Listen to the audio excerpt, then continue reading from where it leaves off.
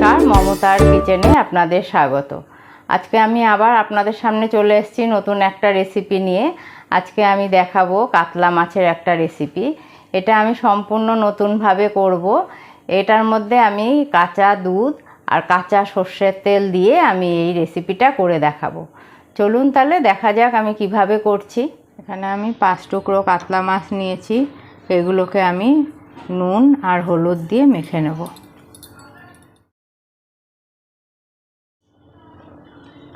এখন মাছটাকে ভালো করে মেখে নেব।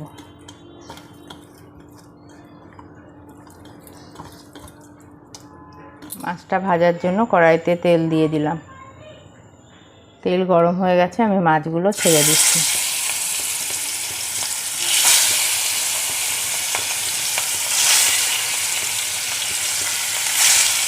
মাছের পিসগুলোকে আমি এপিট ওপিট করে ভালো করে ভেজে নেব। মাছগুলো ভাজা হয়ে গেছে, এখন আমি একটা পাত্রে তুলে নিচ্ছি।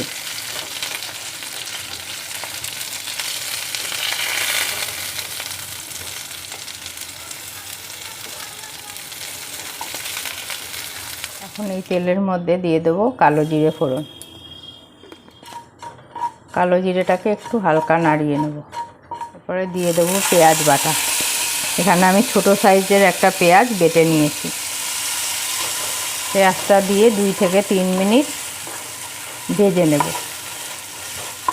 পেঁয়াজটা ভাজা হয়ে গেছে, এখন এর মধ্যে আমি অন্যান্য মশলাগুলো দিয়ে দেবো। দিয়ে দেবো 1/2 চামচ হলুদের গুঁড়ো, 1/2 চামচের থেকে একটু বেশি লঙ্কার গুঁড়ো।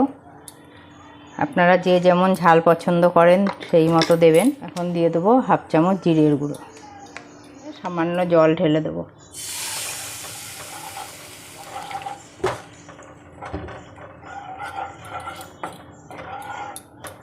মশলাটা 3 থেকে 4 মিনিট আমি কষিয়ে নেব। মশলাটা কষানো হয়ে গেছে, এখন আমি এই রান্নার মূল উপকরণ সর্ষের তেল, এখানে আমি 1/2 কাপের থেকে একটু কম সর্ষের তেল নিয়েছি, এটা দিয়ে দিচ্ছি। এবার দিয়ে দিচ্ছি 1 কাপের মতো দুধ।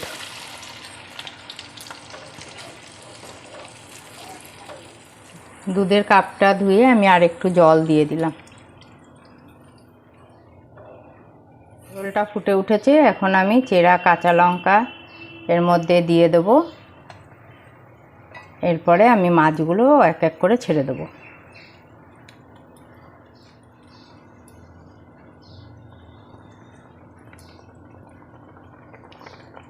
রান্নাটা করতে একদম বেশি সময় লাগে না, খুব সহজেই হয়ে যায়। খেতে খুবই ভালো লাগে, গরম ভাতে এটা খুবই ভালো লাগবে খেতে। মাছের এক পিঠ হয়ে গেলে আবার ওই পিঠটাকে উল্টে দেব। 5 থেকে 7 মিনিট আমি ঝোলটাকে ফুটিয়ে নেব। আঁচটাকে এই সময় আমি মিডিয়াম ফ্লেমে রাখব। এখন আমি দিয়ে দেবো আন্দাজ মতো নুন।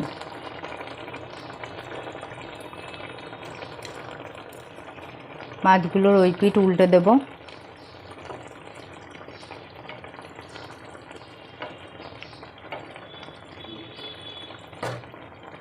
গ্যাসটা আমি অফ করে দিয়েছি, এখন আমি 2 মিনিট ঢাকা দিয়ে রেখে দেবো। 2 মিনিট হয়ে গেছে, আমি ঢাকনাটা তুলে দিচ্ছি। এখন আমি সার্ভ করে নেব। কাতলার এই তেল ঝাল গরম ভাতে কিন্তু দারুণ লাগে। আপনারা অবশ্যই ট্রাই করে দেখবেন। একদম ইজি প্রসেসে রান্না, খুব সহজেই রান্নাটা হয়ে যায়।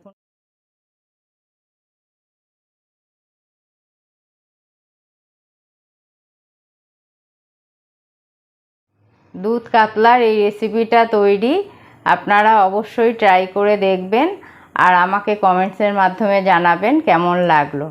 আজকে তবে এখানেই শেষ করছি। নেক্সট দেখা হবে অন্য কোনো রেসিপির সাথে। ভালো থাকবেন, সুস্থ থাকবেন।